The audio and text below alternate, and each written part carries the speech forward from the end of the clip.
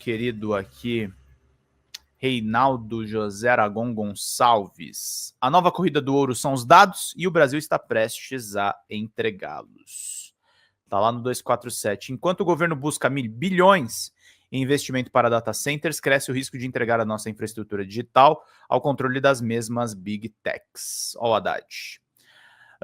Por Reinaldo Aragon e Eden Cardim.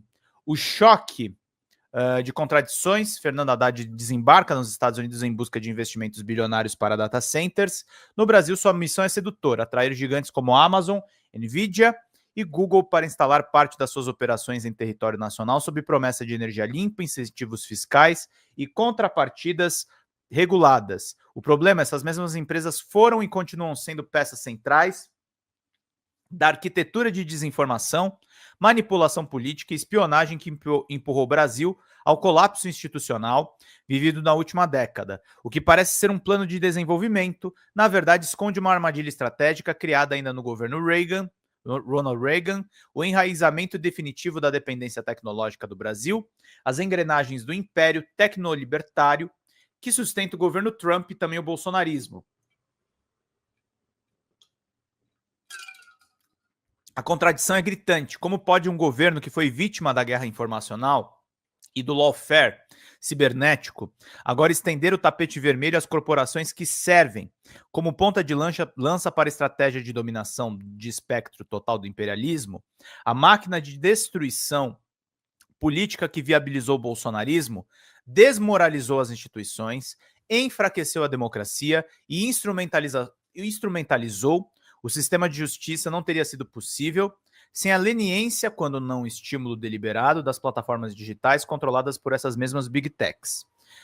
O que está em curso não é apenas uma negociação comercial, é a entrega da espinha dorsal da infraestrutura informacional do país a agentes que já provaram não respeitar nem soberania e nem democracia.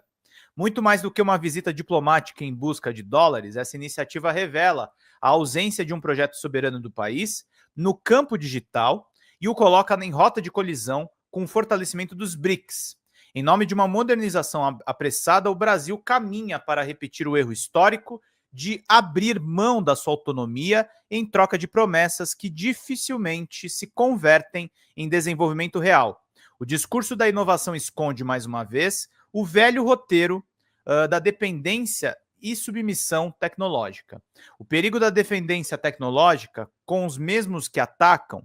A história recente é marcada por um tipo de guerra que não se trava com tanques e mísseis, mas com dados, algoritmos, plataformas e narrativas. Desde o escândalo da NSA revelado por Edward Snowden em 2013, até a ascensão meteórica do bolsonarismo nas redes sociais, ficou evidente que o país foi transformado em um laboratório de guerra híbrida e manipulação informacional em larga escala.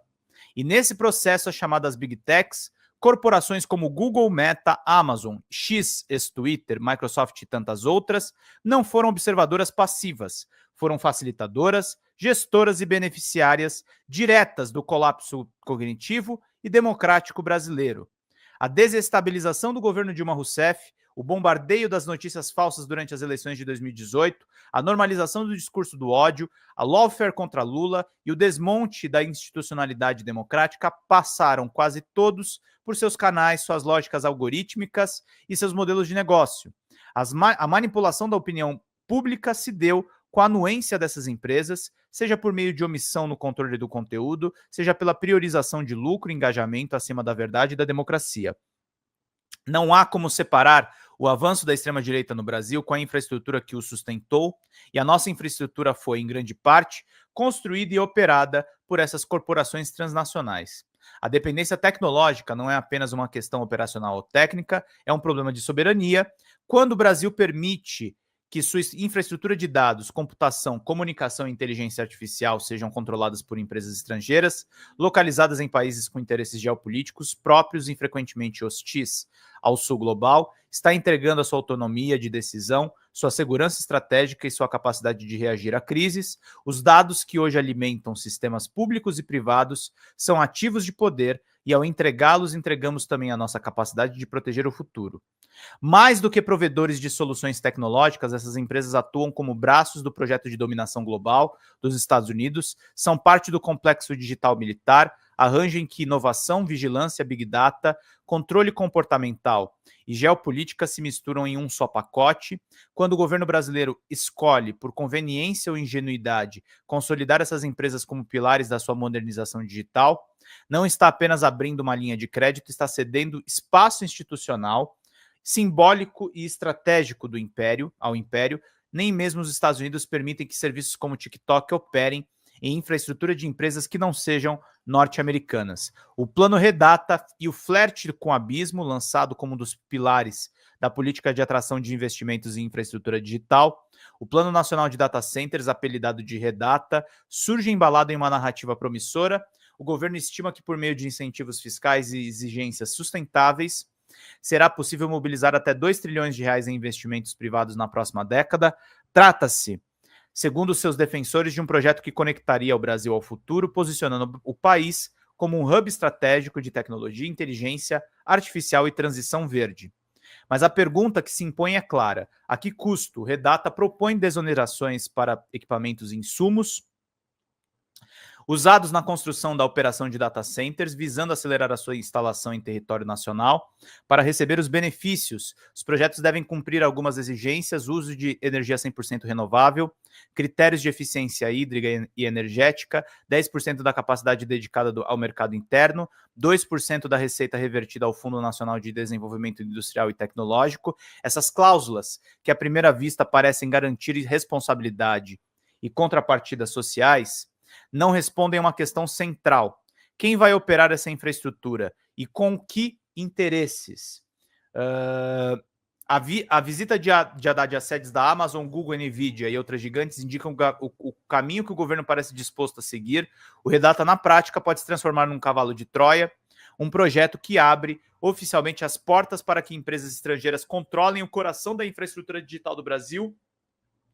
Serão elas que armazenarão, processarão e circularão os dados de governos, empresas e cidadãos. O controle físico estará em território nacional, mas o controle político e estratégico continuará fora do alcance. Mais grave ainda é a ausência da articulação de atores nacionais estratégicos, empresas públicas como Telebrás, Serpro e Dataprev, que acumulam décadas de experiência e operam sobre a legislação nacional, não aparecem como protagonistas do plano. Tampouco se vê uma mobilização coordenada das universidades, centros de pesquisa, movimentos sociais e iniciativas populares de soberania digital. O Redata, tal como vem sendo apresentado, parece mais voltado a agradar investidores do que fortalecer um projeto nacional de tecnologia.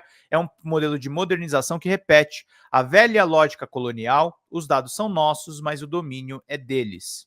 A construção de uma infraestrutura digital vigorosa é essencial para o país, mas sem uma estratégia soberana, o que se apresenta como desenvolvimento pode se transformar em uma dependência crônica, travestida de inovação. O abismo, nesse caso, tem nome, endereço e interesses bem definidos. Existem alternativas, por que ignorá-las? Não é por falta de caminhos que o governo se encontra na encruzilhada entre dependência e soberania digital. Existem alternativas viáveis. 247. Existem alternativas viáveis. Cadê vocês?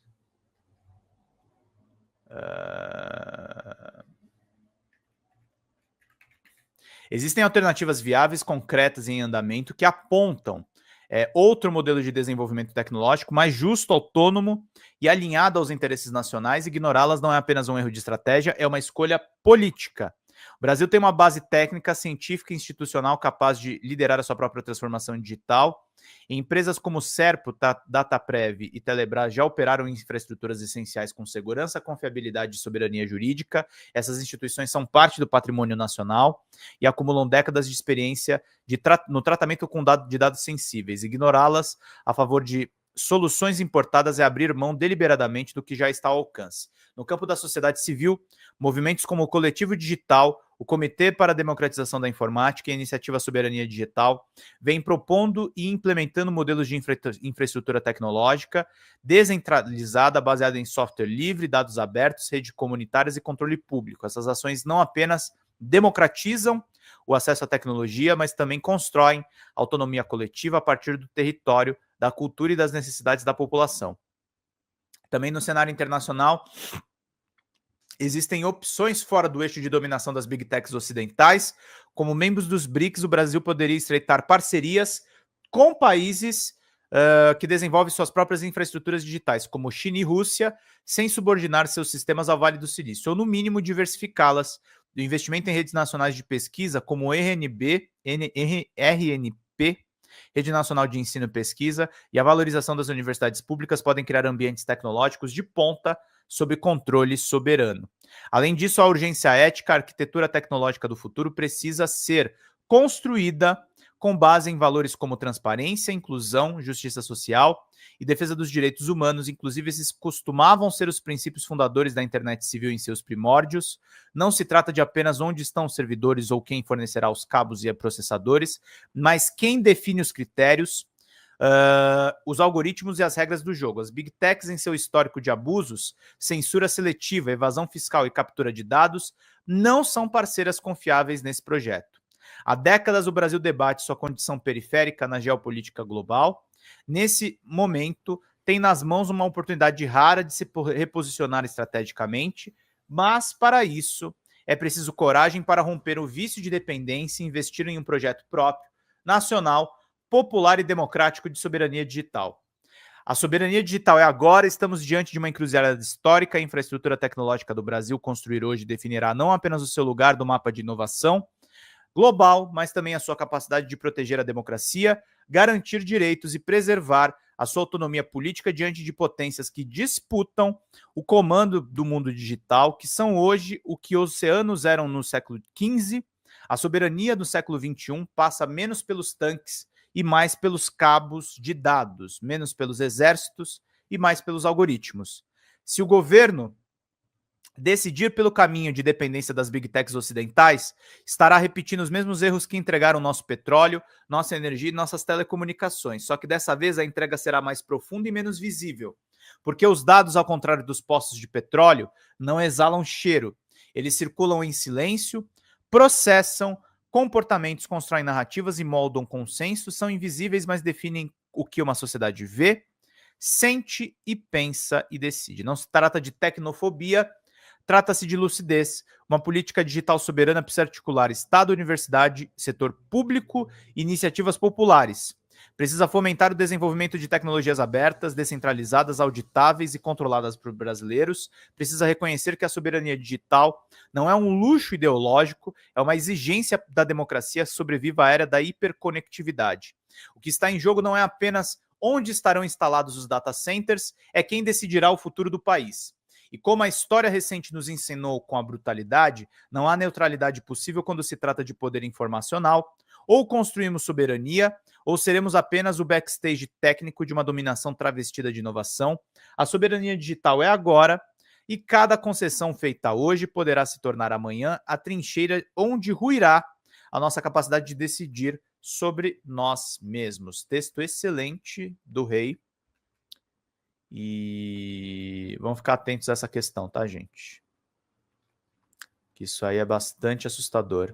Fala, pessoal da Folha Democrata, aqui é Pedro Zambarda, editor do canal. Falar um pouquinho a respeito da necessidade de vocês financiarem a Folha Democrata. Gente, a Folha Democrata é financiada através de um Pix chamado Folha Democrata, é o endereço do Pix, né? folhademocrata@gmail.com. Nós precisamos do nosso jornalismo financiado por vocês que são do nosso público, porque nós passamos vários perrengues aqui com o YouTube, vocês sabem muito bem. E mesmo assim, graças a essa comunidade muito unida, a gente conseguiu fazer lives históricas, acompanhar praticamente ao vivo a campanha do Guilherme Boulos, trazer informações exclusivas a respeito de Gustavo Gayer, de Olavo de Carvalho, de todos os bolsonaristas, combater as fake news e tudo o que a gente acompanha. Por R$80 no nosso Pix você ganha um curso de roteiro para série, o que é muito importante se você é artista, roteirista, se você lida com essas com essas práticas da economia criativa. Outra forma de você colaborar também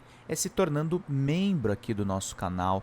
Isso é muito importante para você fazer as suas atividades por aqui, porque você tem acesso a vídeos exclusivos e nós temos um curso de jornalismo básico para você poder acompanhar a partir de R$5, que é ministrado por mim. A gente tem aí quase uma dezena de aulas e muito conteúdo para você poder acompanhar. Meus caros, minhas caras, financiem o jornalismo independente, financiem o jornalismo que se posiciona à esquerda, financiem o jornalismo na internet, que traz informações confiáveis, checadas, que cruza informações e que trata você, que é o nosso público, de uma maneira muito séria. Vida longa e próspera, gente. Cuidem dos seus. Até mais. Tchau, tchau.